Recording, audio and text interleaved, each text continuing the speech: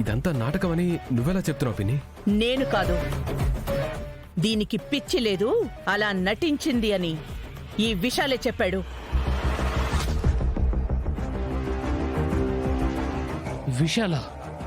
విశాల్ చెప్పాడా?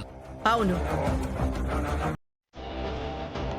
విశాల్, ఇంకలే.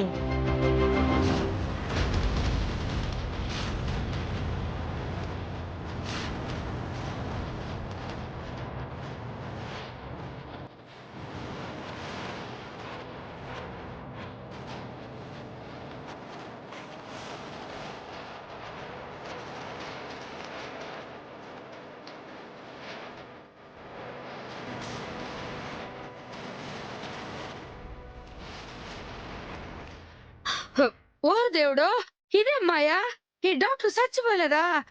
అంటే చచ్చినాడని ఈ సచ్చినోడు అందరినీ మోసం చేసుండాడా? మోసం, దగా, కుట్ర. ఎస్ఐ గారు, ఈ మోసగాడిని వెంటనే అరెస్ట్ చేసి ఊరేసేయండి. నోరు మొయ్, నోరు మొయ్.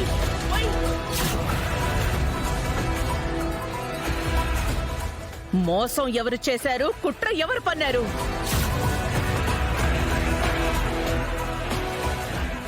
శిక్ష ఎవరికి పడాలో అంతా క్లియర్ గా ఉంది ఇక్కడ. Thank you Vishal, thank you so much.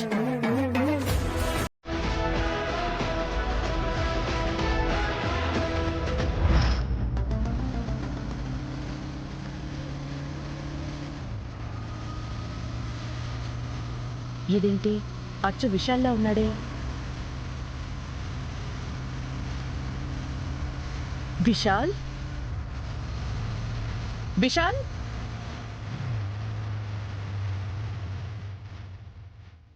ఆనంద గారు, మీరిక్కడ? ఏమైపోయా విశాల్? అనన్యకి ట్రీట్మెంట్ చేయడానికి రావడం లేదేంటి? సడన్ గా మాయమైపోయా, ఏమైంది? సడన్గా మాయమవ్వడం కాదండి, యాక్చువల్గా ఈ పాటికి నేను ఎప్పుడో చచ్చిపోయి ఉండాలి. రాత బాగుండి మళ్ళీ మీకు ఇలా కనిపించా. ఏంటి విశాల్ నువ్వు అనేది? అవునానంద గారు, అనన్య, కాంచన గారు కలిసి నన్ను చంపాలని చూశారు.